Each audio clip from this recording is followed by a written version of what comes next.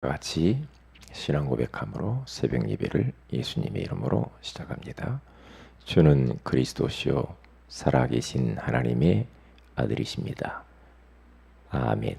전능하신 하나님 아버지, 모든 위기를 막을 수 있는 복음이라고 하는 귀한 말씀을 우리에게 허락하시고 그 말씀 붙들고 기도하며 그 말씀을 삶의 현장 가운데서 전달하는 전도자의 삶을 살게 하시니 감사합니다.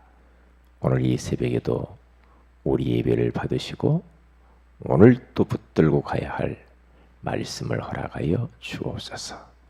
우리는 연약합니다. 실수합니다. 우리는 낙심하기도 잘합니다. 오늘 이 새벽에 우리에게 성령으로 충만하게 하옵소서. 전도 캠프 기간입니다. 이번 캠프 기간을 통하여 하나님의 역사가 보여지게 하옵소서. 주 예수님의 이름으로 기도합니다. 아멘. 찬송가 380장입니다.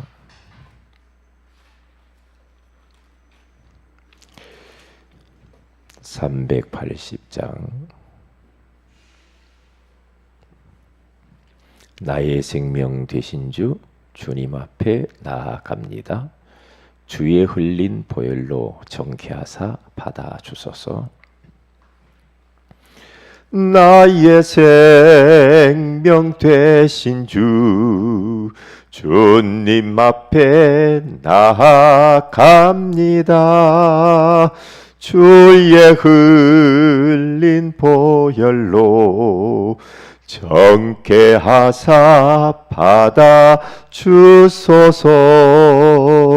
날마다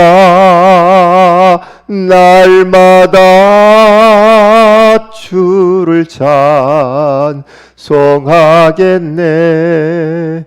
주의 사랑 줄로서 나를 굳게 잡아 매소서.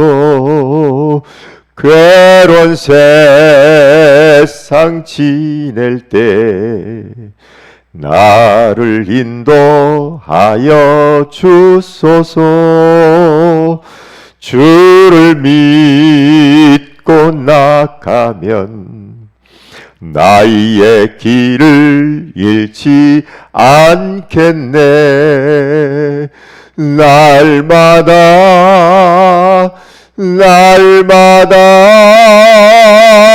주를 찬송하겠네. 주의 사랑 줄로서 나를 굳게 잡아 매소서. 세상 살아갈 때에 주를 더욱 사랑합니다. 밝고 빛난 천국에 나의 영혼 들어가겠네. 날마다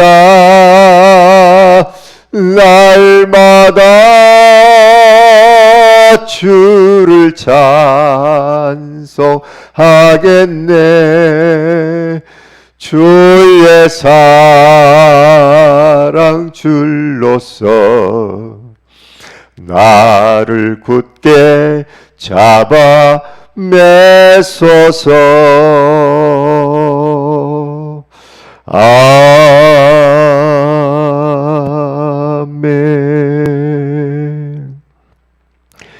갈라디아서 2장입니다.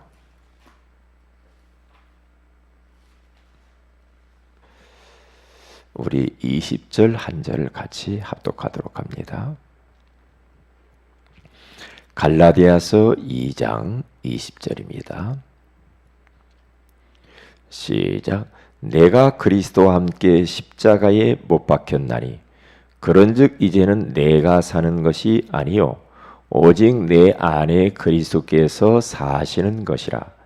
이제 내가 육체 가운데 사는 것은 나를 사랑하사 나를 위하여 자기 자신을 버리신 하나님의 아들을 믿는 믿음 안에서 사는 것이라. 아멘.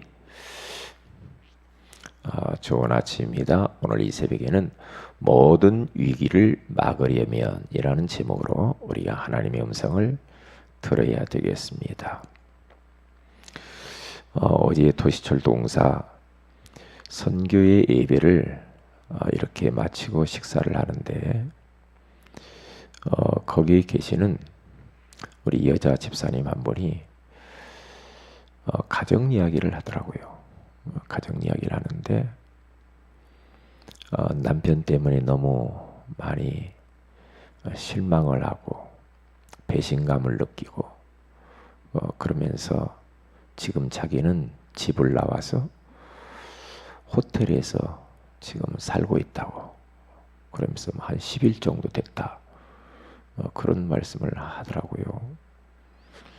그래서 식사를 다 마치고 거기에서 이제 뭐 구체적으로 다른 사람들도 있어서 이야기를 다 못 하시면서 목사님 저하고 커피 한 잔 마시면서 좀 대화할 시간이 있습니까?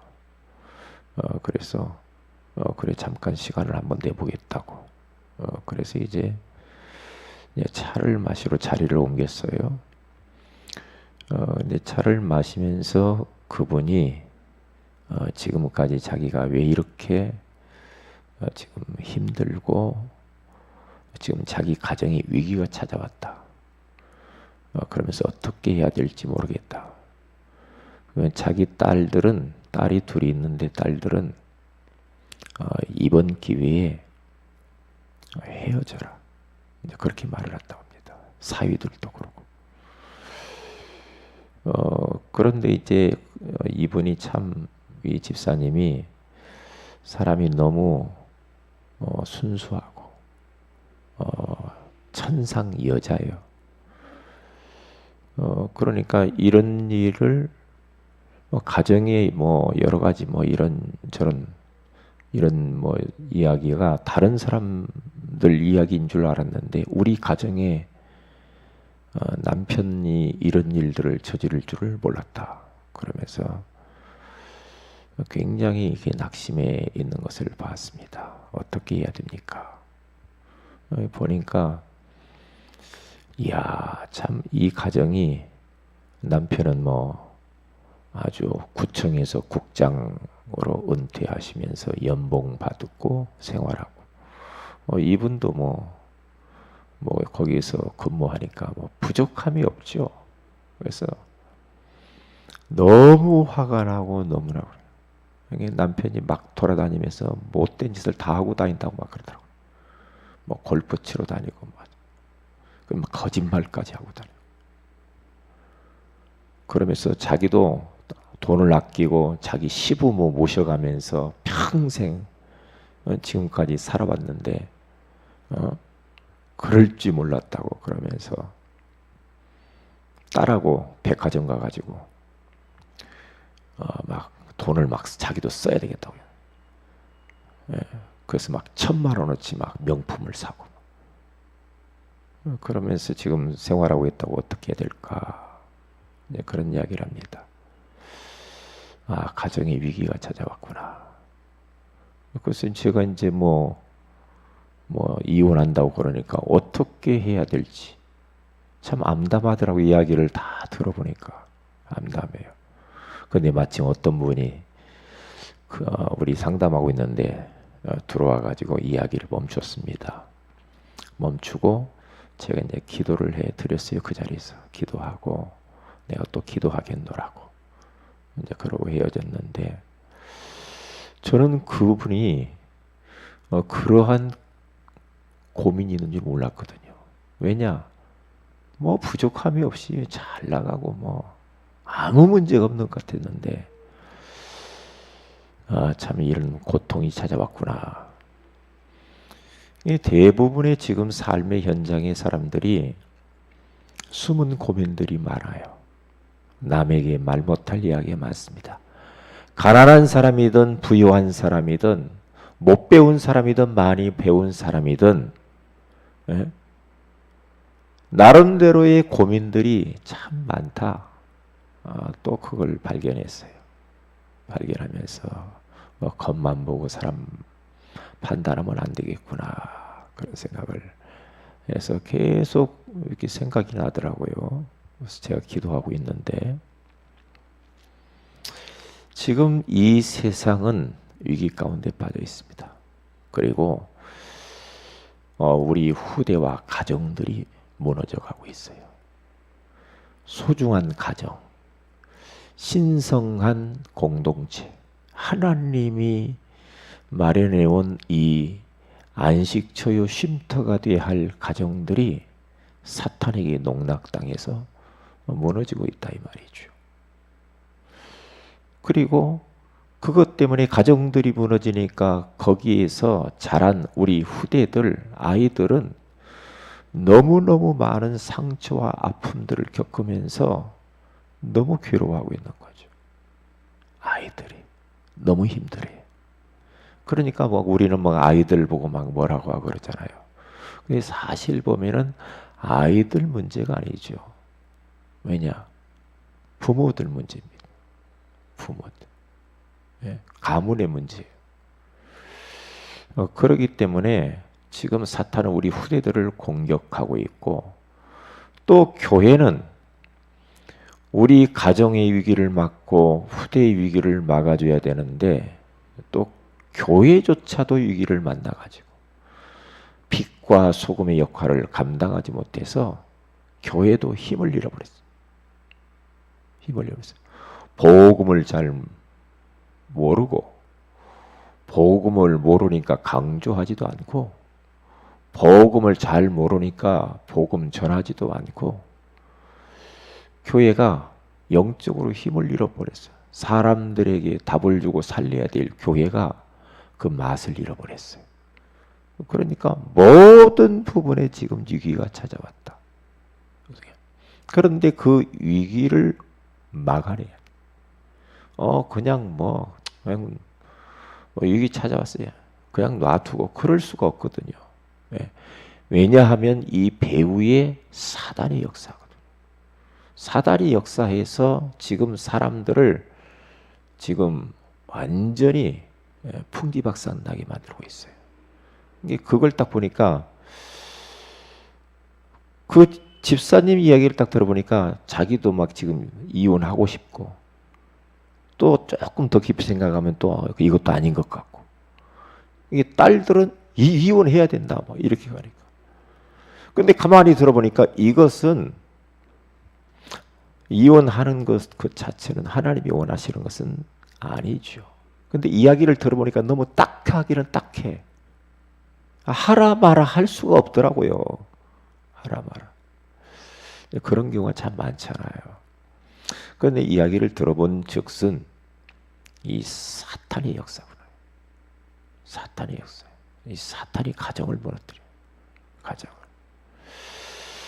그러면 이렇게 전방위적으로 지금 모든 부분에 위기가 찾아왔는데 이 위기를 막아내야 돼. 막아내야 돼. 이 위기를 막아내려면 어떻게 해야 되는가? 세 가지를 우리가 생각을 해야 됩니다. 첫째는 다른 방법이 없습니다. 우리 자신들이 삶 속에서 정말로 예수 그리스도를 나의 인생의 주인으로 모시고 살아야 됩니다. 그래야 위기를 막을 수가 있어요. 우리는 다른 사람의 위기도 위기지만 우리 자신과 우리의 가정과 우리 후대가 지금 혹시라도 위기 가운데 있지 않나. 우리 교회가 다른 사람 놔두고 우선 밖에만 쳐다볼 게 아니죠. 우리 내부를 봐야 됩니다. 우리 자신을 봐야 돼요. 예.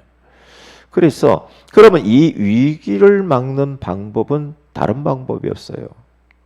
인생의 주인을 바꿔야 돼. 주인을. 그런데 대부분의 크리스찬들이 인생의 주인을 바꾸지 않고 옛날 살아왔던 그러한 방법과 삶의 패턴을 가지고 자기가 인생 주인 노릇을 하고 있어요. 그러면 예수님이 아무리 능력이 많아도요, 예수님을 우리 인생의 주인으로, 왕으로, 정말로 그 주님을 우리의 전부이신 그분으로 모시지 않으면 주님이 어떻게 할 수가 없어요. 할 수가 없어요. 예? 이게 주인 안 바꿨으면서 내가 막 옛날 살아가던 방식으로 내 스타일로 내 지식과 경험을 가지고 막 살면은요, 그게 죄요. 그게 죄라니까요. 생각해 보세요. 우리가 예수 그리스도를 마음의 구주로 영접했는데 그분은 우리 안에 들어오셔서 우리 인생의 주인 되기를 원하지, 심부름꾼이나 도우미처럼 우리 주님이 그렇게 취급당하면서 살기를 주님이 원하지 않죠. 그렇잖아요. 우리 주님이 우리 안에 들어오셨어요. 그런데 그분은 완전하시잖아요. 그분은 능력이 많으시잖아요. 전능하신 분이죠. 그렇잖아요. 그분은 영원하신 분입니다. 그분은 창조주이십니다. 그래서 그분은 하나님이십니다. 그런데 그분은 나보다는 능력이 많잖아요. 그럼 내 인생 안에, 내 안에 들어와 있으면 빨리 그때부터 주인을 바꿔야 되거든요. 이전 것은 지나갔다. 과거에 살았던 삶을 끝내라는 겁니다. 그리고 이제는 새로운 피조물이 되었었기 때문에 이제는 그 예수님을 주인으로 딱 모시고 그분 통치를 받아야 돼. 그분의 통치를. 그런데 우리는 잘 보세요. 우리가 지금 주인 노릇하고 있단 말이에요. 주인만 바꾸면 그때부터 참으로 편안하고 자유롭고 참 행복이 찾아오거든요. 그런데 내가 인생의 주인이 되어가지고 살면 참 행복, 참 자유, 참 편안은 없을 겁니다. 왜냐? 내가 주인이라 그래요. 그게 고민해야죠. 걱정해야죠. 왜냐? 우리 가정의 주인, 내가 주인 노릇하려니까 고민되잖아요. 교회에 내가 주인 노릇하려니까 고민되잖아요. 내 자식의 주인 노릇처럼 내가 주인 행세를 하니까 자식 마음에 안 들고 막 그러면은 막 내가 고쳐보려고 하잖아요. 그게 안 되잖아요. 예? 우리는 너무 막 머리를 씁니다. 왜? 사람이 왜 인본주의를 씁니까? 왜 막 머리를 굴립니까? 왜 그래요? 내가 주인이라 그런단 말이죠. 그러기 때문에 어마어마한 그 예수님을 모셔놓고도 내가 또 주인 노릇하니까 그게 인생이 안 되는 거란 말이에요. 그러니까 그 주님이 어떤 분인가를 몰라요, 지금. 사람들이 내 안에 모셔놓고도 그분이 어떤 분인가를 모른다니까. 아니, 그분을 모셔놓고도 소유했음에도 불구하고 그 예수님을 내 삶 속에서 이 복음이신 예수님을 적용을 못해요. 적용을 못해. 그런데 바울은 적용을 했거든요. 바울은. 그래서 갈라디아 교회 성도들에게 말합니다. 내가 그리스도와 함께 십자가에 못 박혀 죽었다. 그렇게 말합니다. 왜냐?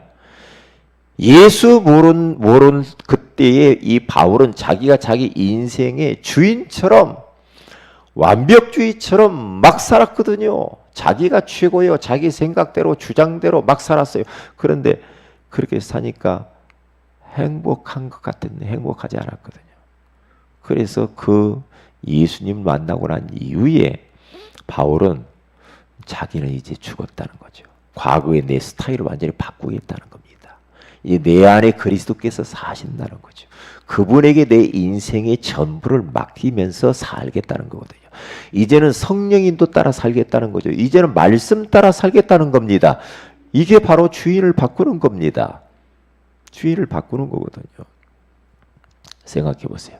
여러분들이 조금 깊이 생각해야 될 겁니다. 여러분들이 왜 자꾸 불신앙합니까? 내가 주인이라고 그러잖아요. 내가 인생의 주인이니까 그러잖아요.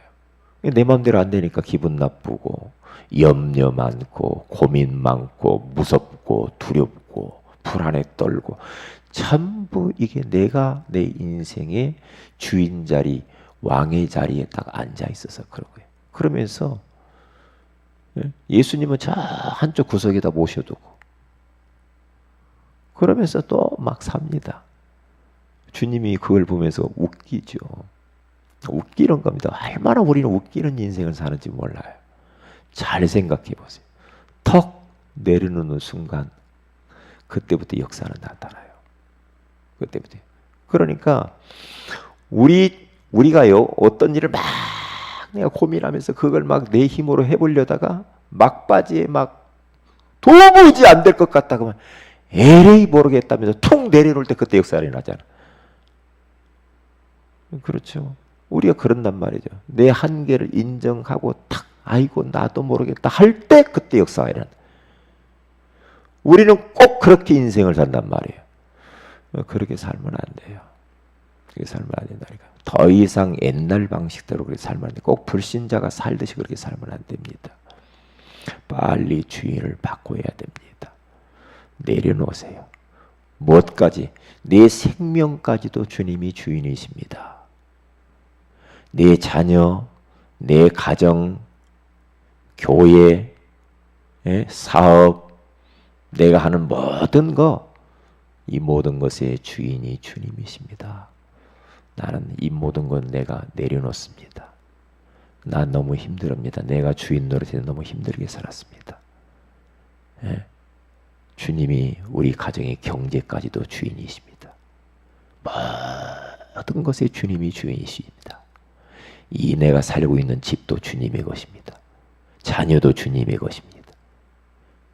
내 목숨도 주님의 것입니다. 교회도 주님의 것입니다. 성도들도 주님의 것입니다. 제가 어젯밤에 계속 고백했어요. 하나님, 이것도 주님이 주인이시죠. 이것도 주님의 주인이시죠. 계속해서 그 주인을 바꾸는 작업을 했다는 거예요. 얼마나 홀가분하고 편안한지. 이게 안식이구나. 안절부절하고 불안하고 이게 아니고 그때야 편안이 온다니까요. 야곱이라고 하는 사람이 머리를 쓰면서 막 평생을 살잖아요. 인본주의 쓰면서. 주님이 다 네가 앞으로 큰 자가 될 거야 했는데 막 머리를 쓰면서 장자권을 막 사고 막 그렇게 삽니다. 그렇게 하면서 뭔가 좀 얻었어요. 그렇게 속이면서 거짓말하면서 눈가림하면서. 그런데 이제 금유환영하면서 고향으로 돌아오려고 할 때 형이 장자권 빼앗긴 형이 400명의 군사를 거느리고 쫓아오니까 막 인간적인 방법을 가지고 그걸 또 해결해 보려고 몸부림을 칩니다. 해결이 안 되잖아요. 그때 야곱이 손듭니다. 그래, 인본주의 오늘 끝내는 것이다. 그러면서 모든 건 내려놓고 야복강 나루턱에서 항복합니다. 그러면서 영적인 씨름을 하면서 주인 바꿉니다. 그때 우리 하나님이 역사하시죠. 예서의 마음을 싹 바뀌어버리죠. 그렇게 역사가 일어난다니까요. 여러분 혹시라도 뭔가 막 내 마음대로 안 되는 것 같고 막 답답하고 힘들고 그거 주님께 턱 내려놓으세요. 그래서 베드로전서 5장 7절에 가서 너희 염려를 다 주께 맡겨 버리라. 이는 그가 너희를 돌보심이라. 그렇게 말하고요. 우리 주님은 맡기기를 원합니다. 주님 대신 맡아서 내가 주님이 처리하기를 원합니다. 근데 안 맡깁니다. 안 맡기니까 얼마나 힘듭니까? 결국에는요, 여러분 우리가 인생 주인 노릇하고 안 맡기면은요 계속해서 우리는 스트레스 받고 답답하고 괴롭고 싸워야 되고 막 이럽니다. 그러면 덜컥 어느 날 몸에 질병이 탁 찾아와 버립니다. 왜 그렇게 그런 짓을 우리가 해야 합니까? 그럴 필요 없습니다. 어떤 사람이 무섭냐? 주인 바꾼 사람이 무섭습니다. 주인 딱 바꾼 사람이 무서워요. 왜? 예. 예수님이 내 인생의 주인인데 뭐. 예. 우리 가정의 주인인데 뭐. 교회의 주인인데 이렇게 딱 가야 돼요. 그래서 오늘 하루도 모든 위기를 막아내는 길은 주인 바꾸는 것이다. 이렇게 딱 생각하세요. 그리고 두 번째입니다. 복음으로 나도 답을 내고 현장에도 복음으로 답을 줄 수 있는 영적 최고봉에 오르는 사람이 돼야 돼요. 어떤 사람이 영적 서밋이냐? 어떤 사람이 진짜 영적 최고봉을 점령한 사람이냐? 어떤 사람이 현장에서 복음으로 답 주는 사람입니다. 다른 답을 자꾸 주면 안 됩니다. 저 사람에게는 이런 답을 주고 저 사람에게 이런 답을 주고 그런 걸 다른 답을 주면 안 됩니다. 복음으로 해결 안 되면 다른 것으로 해결 안 됩니다. 복음으로 답을 주어야 됩니다. 율법으로 신비주의 방법을 가지고 자꾸 답을 줍니다. 틀립니다. 결국에는 안 되게 돼 있어요. 제가 며칠 전에 여기 시장에 가서 이 전도를 하는데 막 고민이 많은 그런 그 여자 집사님, 막 순복음교회 집사님. 그러니까 옆에 지나가던 여자 목사님이 막 이게 뭐 답을 주고 막 이러고 막 답 주는 것 보니까요 답이 그렇게 주면 답 주면 안 돼. 예? 막 꿈 이야기하고 뭘 어떻게 하면 뭐 자꾸 답을 이상하게 줘요. 그러면 그분의 위기를 막을 수가 없습니다. 복음만이 해답입니다. 하나님이 이 땅의 모든 위기의 답을 하나님이 제시했는데 그분이 예수 그리스도란 말이에요. 이렇게 답을 딱 줘야 돼. 천하없는 문제가 있어도 그리스도가 답인데 그리스도로 해결 안 되면 다른 걸로도 해결 안 돼요. 그런데 해결 안 되는 법이 없거든요. 시간표가 있을 뿐이지. 왜냐? 예수님이 이 땅 위에서 3년 6개월 동안 사시면서 예수님에게 문제 가지고 온 사람 한 명도 그냥 돌려보낸 적이 없어. 다 문제 해결해 줬어요. 그분은 지금도 어제나 오늘이나 영원토록 동일하게 우리 안에서 지금 역사하고 계시는 줄로 믿습니다. 복음으로 답을 줘야 돼요. 그리고 마지막 세 번째입니다. 어떻게 위기를 막을 수가 있습니까? 다른 방법 없습니다. 그러기 위해서 우리들은 사모를 해야 됩니다. 전도자의 삶을 살아야 합니다. 오늘의 말씀이 뭐지? 말씀 따라가야 됩니다. 그리고 그 말씀을 붙들고 기도해야 됩니다.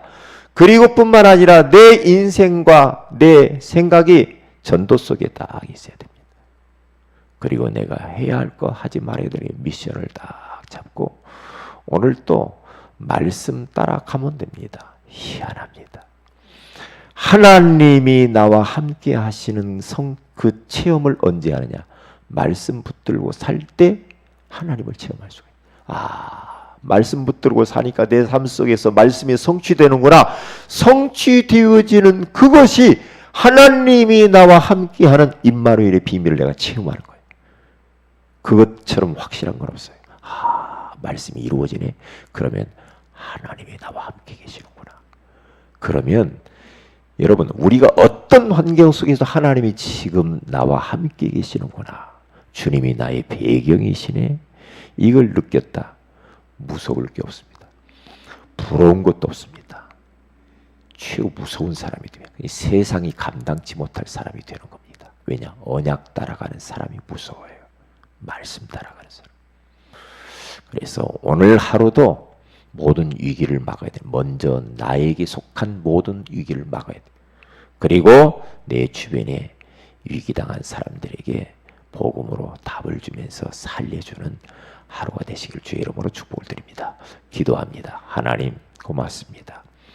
모든 위기를 막을 수 있는 방법이 예수 그리스도를 나의 인생의 주인으로 모시고 복음으로 답을 주는 영적 최고봉에 오르며 그리고 사모를 속에 있어야만이 위기를 막을 수 있다라고 말씀하시니 감사합니다. 우리 세연에게 모든 성도들이 이 세 가지의 축복으로 말미암아 자신의 처한 위기를 막고 현장의 위기를 막아주는 전도자의 삶을 살게 하옵소서. 이번 캠프 기간을 축복하시고 우리가 캠프 기간에 하나님께 집중하게 하사 우리의 삶의 모든 현장 속에서 하나님의 역사를 보게 하옵소서. 주 예수님의 이름으로 기도합니다. 아멘. 하늘에 계신 우리 아버지의 이름이 거룩히 여김을 받으시오며 나라 임하오시며 뜻이 하늘에서 이루는 것 같이 땅에서 이루어지이다. 오늘날 우리에게 일용할 양식을 주옵시고 우리가 우리에게 주인 자를 사해 준 같이 우리 죄를 사해 주옵시고 우리를 시험에 들게 하지 마오시며 다만 악에서 구하시옵소서. 대개 나라와 권세와 영광이 아버지께 영원히 싸움나이다. 아멘. 기도하십시다.